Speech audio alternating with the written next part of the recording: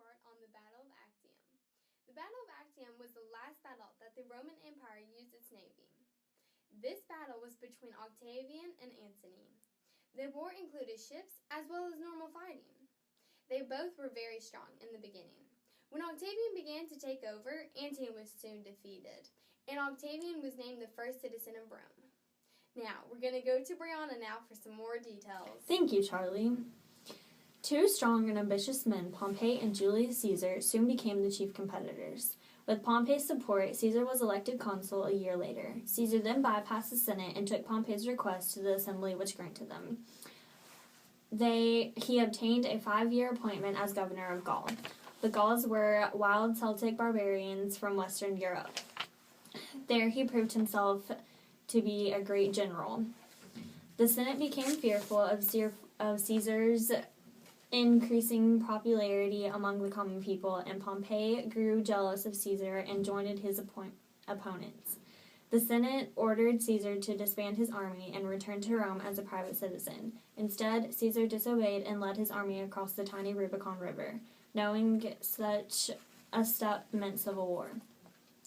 City after city opened its gates to Caesar as he named Rome, and Pompey fled to Greece with his army and most of the Senate.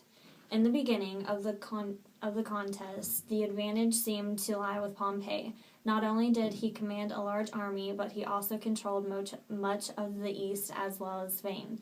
Caesar, however, handled the situation masterfully, making rapid marches with his forces and defeating his enemies at one time. Finally, in 48 BC, Caesar crushed Pompey's army at Pharsalia in Greece, and 2 years later he defeated the forces of the Senate at Tampsus in Numidia, North Africa.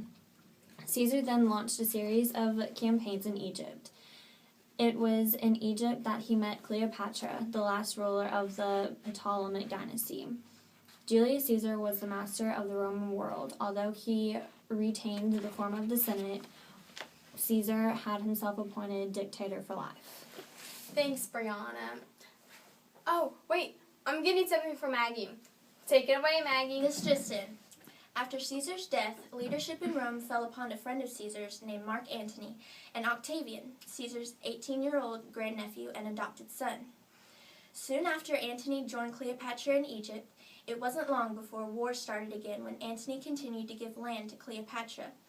This started the Battle of Actium, in which Octavian won the victory.